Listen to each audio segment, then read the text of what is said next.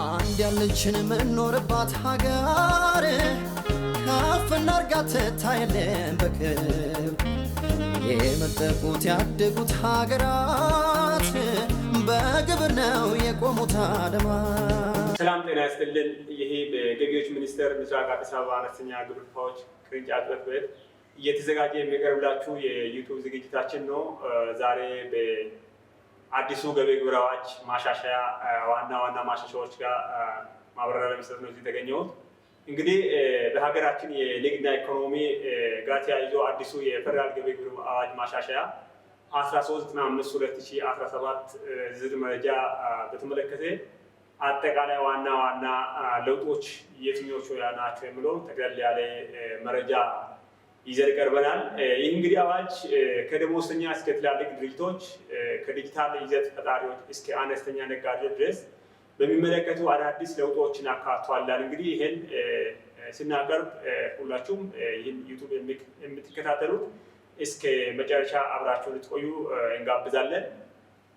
እንግዲህ የማሻሻያ ዓላማ በተመለከተ እንግዲህ ዓላማ አለው ማሻሻያ የተሻሻለበት እንግዲህ ይሄ አዋጅ የተሻሻለው ዛሬ ዓመት አካባቢ ነው። ዓላማ አለው የታክስ ምጣኔውን ከወቅታዊ ኢኮኖሚ ሁኔታ ጋር ማጣጣም እና የታክስ መሰረትን ማስፋት ይላል። እንግዲህ አሁን የደረስንበትንም ወቅታዊ የኢኮኖሚ ሁኔታ ምን ይመስላል የሚለው እሱን ያው የታክስ ምጣኔውን ለማጣጣም ነው። ሌላ የታክስ መሰረትን ለማስፋት እንግዲህ ያው ወቅቱ ብዙ ስራዎች ይዞ ይመጣል። ከዚህ ከኢኮኖሚ ጋር ተያይዞ ለውጡ ጋር ተያይዞ ብዙ መስፋት ያለባቸው መሰረቶች አሉ። ያንን መሰረት በማድረግ ዓላማው አንዱ ይሄ ዓላማ ነው ማለት ነው። ሌላው ዝቅተኛ ገቢ ያለው ማህበረሰብ የግብር ጫና መቀነስ ነው። እንግዲህ ዝቅተኛ ገቢ ያለው ማህበረሰብ የግብር ጫና መቀነስ ሲባል እንግዲህ ለምሳሌ ደሞዝ አለ፣ ቤት አከራይተው ገቢ የሚያገኙ ሰዎች አሉ፣ ንግድ ነግደው ገቢ የሚያገኙ ሰዎች አሉ። እነዚህ ዝቅተኛ ገቢ ያላቸውን ግብር ከፋዮች የተወሰነ የተሻሻለበት ሁኔታ አለ። ያንን ጫና ለመቀነስ እና ወቅታዊ ለማድረግ ዓላማ አንዱ ይሄ ነው ማለት ነው። ሌላ የፍትሃዊ ችግሮችን መቅረፍ ነው ይላል። የፍትሃዊ ችግሮች ነበሩበት በፊት በነበረው አንዳንድ የፍትሃዊ ጥያቄዎች ነበሩ። እነዚህ ችግሮች ለመፍታት ወይም ለመቅረፍ ተብሎ የተዘጋጀበት ሁኔታ አለ። ሌላ አነስተኛ ንግዶች የግብር አከፋፈልን ቀላል ማድረግ፣ አነስተኛ ግብር ከፋዮች እነማን ናቸው ብሎ በኋላ እናያለን። እነዚህ እንግዲህ አከፋፈሉ ቀላል ለማድረግ ይሄ አንዱ ዓላማ ነው። ሌላው የካፒታል እጥረቶችን ማገዝ ነው ይላል። እንግዲህ የተለያየ ካፒታል እጥረቶችን አንድ ላይ ማድረግ እነዚህ እጥረቶችን ለማገዝ አንዱ ዓላማ ነው። ሌላው የታክስ ማጭበርበር ጋር ተያይዘው እንግዲህ ታክስ ማጭበርበር በሀገራችን ብዙ ታክስ የሚያጭበረብሩ የሚመለከታቸው ነጋዴዎች አሉ። ይሄን ለመከላከል ታስቦ ዓላማው የተዘጋጀበት ሁኔታ አለ ማለት ነው። እንግዲህ አዋጁ 1395/2017 ይባላል። አንዱ የተሻሻለው ምንድነው? አንቀጽ 3 ላይ የግብር ከፋዮች ደረጃ ተሻሽሏል። ደረጃ ሀ እና ደረጃ ላይ ማለት ያሻሻለበት ሁኔታ አለ። ደረጃ ሀ የሚባሉት እንግዲህ ማንኛውም ህጋዊ ሰውነት ያለው ድርጅት ወይም ዓመታዊ ጠቅላላ ገቢው ከ2 ሚሊዮን በላይ 2 ሚሊዮን እና ከዛ በላይ ገቢ ያለው ነጋዴ እና ማንኛውም ድርጅቶች እንግዲህ ድርጅቶች ሲባል የተለያዩ ድርጅቶች አሉ። ፒኤልሲ፣ ሼር ካምፓኒ፣ ንግድና ማህበር እነዚህ አጠቃላይ ድርጅቶች ናቸው። ይሄን ጨምሮና ግለሰብ ነጋዴ ከ2 ሚሊዮን በላይ ያለው ነጋዴ ደረጃ ሀ ነው ብሎ አስቀምጦታል። ደረጃ ላይ ማለት ደግሞ ድርጅቶችን ሳይጀምር ዓመታዊ ጠቅላላ ገቢያቸው ከ2 ሚሊዮን በታች የሆነ ግለሰብ ነጋዴ ደረጃ ላይ ተብሎ አስቀምጦታል። እንግዲህ ደረጃዎችን በሁለት ነው ያስቀምጠው። ይሄ አንዱ የተሻሻለበት ሁኔታ አለ። እንግዲህ ይሄን ማሻሻያ እንግዲህ ሚኒስቴር ይህንን የገቢ ገደብ ቢያንስ በ5 ዓመት አንድ ጊዜ እያሻሻለ ወቅቱን እያየ ቅድም ዓላማ ላይ እንደገለጽኩት ወቅቱን እያየ በ5 ዓመት አንድ ጊዜ የሚያሻሻልበት ሁኔታ እንዳለ አስቀምጦታል ማለት ነው አዲሱ የገቢ ግብር አዋጅ። ሌላው በጠቅላላ ሽያጭ ላይ የሚከፈል ግብር ብሎ ያስቀመጠበት ሁኔታ አለ። በጠቅላላ ሽያጭ ላይ የሚከፈለው ግብር እንግዲህ ደረጃ ላይ የሚባሉ ግብር ከፋዮች ግብር የሚከፍሉት በጠቅላላ ሽያጫቸው ላይ ነው።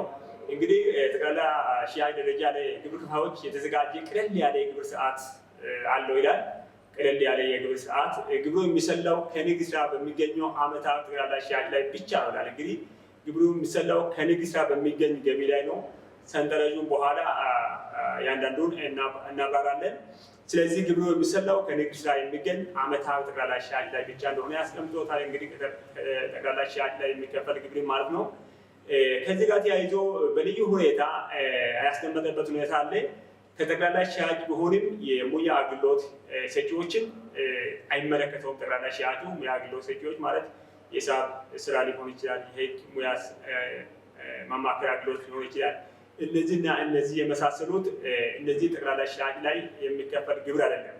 ሌላው ለቫት የተመዘገቡ እና በፈቃዳቸው መዝገብ የያዙ ደረጃ ላይ ግብር ከፋዮች በዚህ በጠቅላላ ሽያጭ አይስተናገዱም። ራሱ የቻለ የደረጃ ሀ ግዴታ ሂሳብ መዝገብ መያዝ ያለባቸው ደረጃ ሀ ጋር አብሮ ሂሳብ መዝገብ መያዝ እንዳለባቸው ብሎ በልዩ ሁኔታ ያስቀመጠበት ሁኔታ አለ ማለት ነው። ሌላ የተሻሻለው ነገር ከዲጂታል ይዘት ፈጠራ የሚገኝ ገቢ የሚለውን አንቀጽ 22 ላይ ያስቀምጦታል። እንግዲህ የታክስ መሰረቱን ወይም የታክስ ሽፋኑን ለማስፋት እንግዲህ አሁን ባለንበት ወቅት ላይ በኦንላይን መድረኮች በመጠቀም ቪዲዮ ሊሆን ይችላል፣ ሶሻል ሚዲያ፣ ፖድካስትን ወዘተ በመጠቀም ከማስታወቂያ ስፖንሰርሺፕ እና ምርት ስምምነት የሚገኝ ገቢ እነዚህ ከዲጂታል ይዘት ፈጠራ የሚገኝ ገቢዎች ናቸው። እነዚህ ገቢዎችንም ያው አንቀጽ 22 ላይ ግብር የሚከፈልበት ሁኔታ እንዳለ ያስቀምጦታል። እነዚህ ዲጂታል ይዘት ፈጠራ የሚገኝ ገቢን አንደኛ ትርፍ ለማግኘት ታስቦ በመደበኛነት የሚከናወን በድርጅት የሚሰራ ከሆነ እንደ ንግድ ገቢ ተቆጥሮ ያው ሂሳቡ ተሰርቶ እንደ ማንኛውም ንግድ ሂሳቡ ተሰርቶ ገቢና ወጪ ተሰርቶ ግብር የሚከፈልበት ሁኔታ ያስቀመጠበት ሁኔታ አለ። ሌላው የሂሳብ መዝገብ የማይዝ ከሆነ እንደ ሌላ ገቢ ተቆጥሮ በሰንጠረዥ መ መሰረት እንደ አዘር ኢንካም ተብሎ ወይ ከተገኘው ገቢ ላይ ግብር የሚከፈልበት ከነዚህ ከዲጂታል ይዘት ፈጠራ ጋር ተያይዞ አንድ አዲስ ይዞ የመጣበት ሁኔታ አለ። ሌላው አማራጭ አነስተኛ ግብር ብሎ በአንቀጽ 23 ላይ አስቀምጦታል። አንቀጽ 23 ላይ የተቀመጠው አማራጭ አነስተኛ ግብር የሚባለው ማንኛውም ድርጅት ወይም ሰው በትርፍ ላይ ሊከፍል የሚገባው ግብር ከጠቅላላ ገቢ ላይ ከ2.5% በታች ከሆነ ተፈጻሚ ይሆናል ይላል። እንግዲህ 2.5% ማለት ማንኛውም ግብር የሚከፍል ግለሰብ በተለይ ደረጃ ሀሌቶ ሀ የሚባሉት ነጋዴዎች እና እንግዲህ ቅድም እንደነገርኳቸው ደረጃ ሀሌቶ ማለት ከ2 ሚሊዮን በላይ ገቢ ያላቸው ግለሰብ ነጋዴ እና ማንኛውም ድርጅት ካገኘው ገቢ ላይ ወይም ከጠቅላላው ከዓመታዊ ገቢ ላይ ለመንግስት የሚከፈለው ግብር 2.5% በታች መሆን የለበትም። ለምሳሌ ዓመታዊ አጠቃላይ በዓመት ውስጥ ወይም በ12 ወር ውስጥ የተከናወነ ሽያጭ 1 ሚሊዮን ቢሆን የ1 ሚሊዮን 2.5% 25,000 ብር ነው። ስለዚህ ሂሳቡ ሲሰራ ወይም ሂሳብ መዝገብ ሲቀርብ 1 ሚሊዮን ጠቅላላ ገቢ ካለ ሽያጭ ካለው ለመንግስት የሚከፈለው ግብር ከ25,000 ብር በታች መሆን የለበትም። ወይም ከጠቅላላ ገቢው ላይ ከ2.5% በታች መሆን የለበትም። ከዛ በታች ከሆነ ግን የሚከፈለው የትኛው ነው? ይህ 2.5% ወይም ለምሳሌ እንዳነሳው 1 ሚሊዮን ገቢ ያለው የሚከፍለው ግብር 25,000 ብር በታች መሆን የለበትም ብሎ አንቀጽ 23 ላይ አስቀምጦታል ማለት ነው። ይህ አማራጭ አነስተኛ ግብር ደግሞ በመፍረስ እና በዕዳ ማሸጋሸግ ላይ ያሉ ድርጅቶችን አይመለከታቸውም፣ ነፃ አድርጓቸዋል ይላል። ሌላ በልዩ ሁኔታ እዚህ አማራጭ አነስተኛ ግብር ያስቀመጠው ባንክ ከሆነ ከተጣራ ገቢ ነው። ይህ 2.5% የሚከፍለው ማለት ነው። ኢንሹራንስ ከሆነ ከጠቅላላ አርቦን የሚሰላ ይሆናል። እንግዲህ ይሄ በልዩ ሁኔታ የተቀመጠበት ሁኔታ ለአማራጭ አነስተኛ ግብር ማለት ነው። እንግዲህ ከዚህ ጋር ተያይዞ የደሞዝ ግብር ምጣኔም የተሻሻለበት ሁኔታ አለ አንቀጽ 11 ላይ ማለት ነው። በፊት በነበረው ገቢ ግብር አዋጅ ላይ እስከ 600 ብር ነበረ ነፃ ያደረገው። አሁን እስከ 2000 ብር ነፃ ያደርጋል። ከ2001 ጀምሮ እስከ 4000 ሲሆን 15% ላይ ተቀናሽ 300 ብር ብሎ አስቀምጦታል። ከ4001 እስከ 7000 ከሆነ 20% ተቀናሽ 500 ብር፣ ከ7001 እስከ 10000 25% ተቀናሽ 850፣ ከብር 10001 እስከ 14000 30% ላይ ነው የሚያርፈው ተቀናሽ 1350፣ ከ14000 በላይ ሲሆን 35% ላይ። ይሄም አንቀጽ 11 ላይ የተቀመጠበት ሁኔታ አለ። ሌላ ከዚህ ጋር ተያይዞ የተሻሻለው አንቀጽ 14 እና 19 ላይ አንቀጽ 14 እና 19 ላይ የንግድ ስራ ገቢ እና የክራይ ገቢ ግብር እንደዚሁ ምጣኔውም ሰንጠረዡ ተሻሽሏል። ይህ ሰንጠረዥ እንግዲህ የደረጃ ሌ ቅድም እንዳስቀመጥኩት የደረጃ ሌ ሻጭ ግብርን አይመለከትም።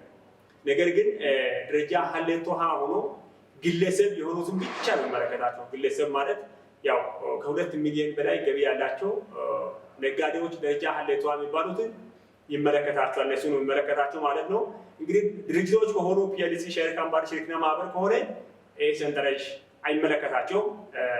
ግለሰብ ሆኖ ከ2 ሚሊዮን በላይ ገቢ ያላቸው ግለሰብ ነጋዴ ደረጃ ሀ የሚባሉት እነዚህ ጠቅላላ አመታዊ ገቢያቸው እስከ 24,000 ብር ነፃ አድርገውታል አዲሱ አዋጅ። በፊት የነበረው 7,000 እስከ 7,000 ነበር። አመታዊ ገቢው እስከ 7,000 ነበር ነፃ ያደረገው። አሁን ግን እስከ 24,000 ብር ነፃ ያደረገበት ሁኔታ አለ።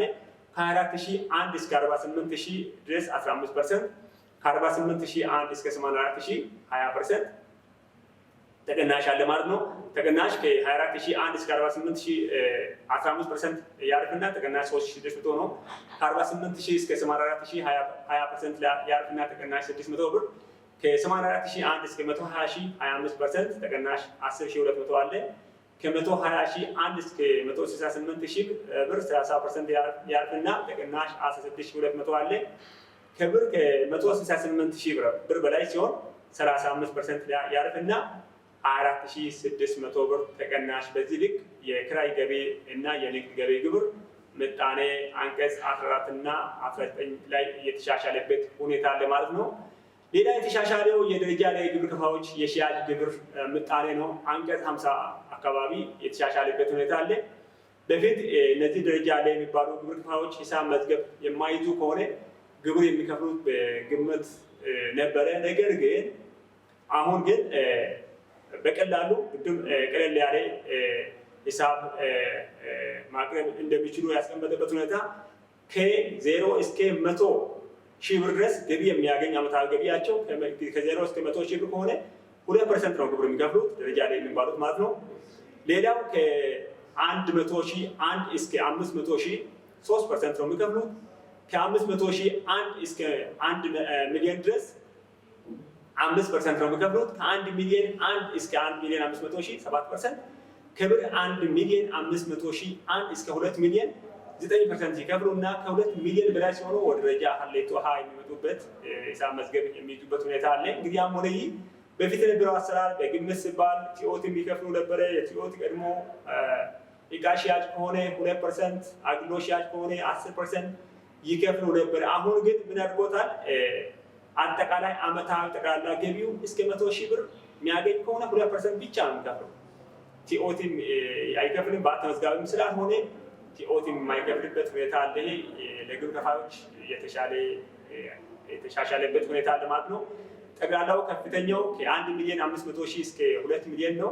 ካገኘው ለምሳሌ 1 ሚሊዮን 800,000 ብር ገቢ ያገኘው አመታዊ ጠቅላላ ገቢ ያገኘው ሰው የሚከፍለው ግብር 9% ብቻ እንደሆነ አስቀምጦታል ማለት ነው። ግብር የሚጣለው በአመት ውስጥ ከእቃና ከአገልግሎት ሽያጭ ከተሰበሰበው ጠቅላላ ገቢ ላይ ነው። ይሄ 2%፣ 3%፣ 5%፣ 7%፣ 9% እንደየገቢው የሚከፈልበት ሁኔታ አዲስ የተሻሻለበት ሁኔታ አለ። ይሄን እንግዲህ አንቀጽ 50 ላይ እናገኛለን ማለት ነው። ተከታተሉ። ስለሚሰጥ አስተያየት እናመሰግናለን። አንድ ያለችን የምንኖርባት ሀገር ከፍ እናርጋት ትታየለን በክብር የመጠቁት ያደጉት ሀገራት በግብር ነው የቆሙት አድማ